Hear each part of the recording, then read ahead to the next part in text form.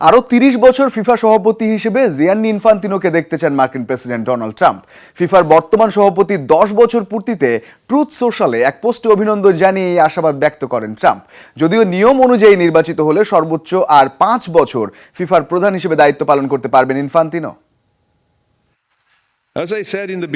দুর্নীতিতে যখন জর্জরিত ফিফা তখন ২০১৬ সালে তার সভাপতি হিসেবে নির্বাচিত হয়ে আসেন জিয়ান্নি ইনফান্তিনো। এরপর ২০১৯ ও ২০২৩ সালেও ফিফার সভাপতি পদে পুনর্নির্বাচিত হন তিনি।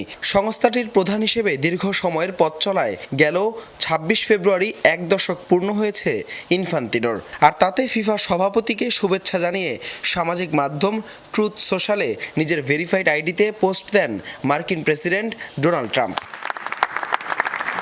সেই বার্তায় ফিফার বর্তমান সভাপতিকে আরও ৩০ বছরও দেখার আশা জানিয়েছেন ট্রাম্প।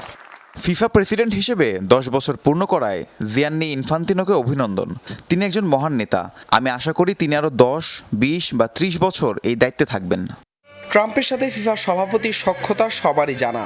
এর আগে ট্রাম্পকে ফিফার প্রথম শান্তি পুরস্কারও তুলে দেন জিয়ান্নি ইনফান্তিনো।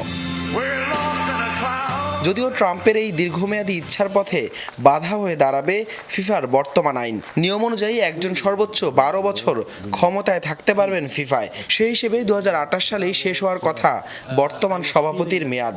তবে ২০২২ সালের ডিসেম্বরে কাতারে অনুষ্ঠিত ফিফা কাউন্সিলের সভায় সিদ্ধান্ত হয় অসম্পূর্ণ থাকায় ইনফান্তিনোর ২০১৬ থেকে ২০১৯ সময়কালটি ১২ বছরের সেই নিয়মের মধ্যে অন্তর্ভুক্ত হবে না, যার ফলে পরবর্তীবার নির্বাচিত হলে ২০৩১ সাল পর্যন্ত এই দায়িত্বে থাকতে পারবেন জিয়ান্নি ইনফান্তিনো।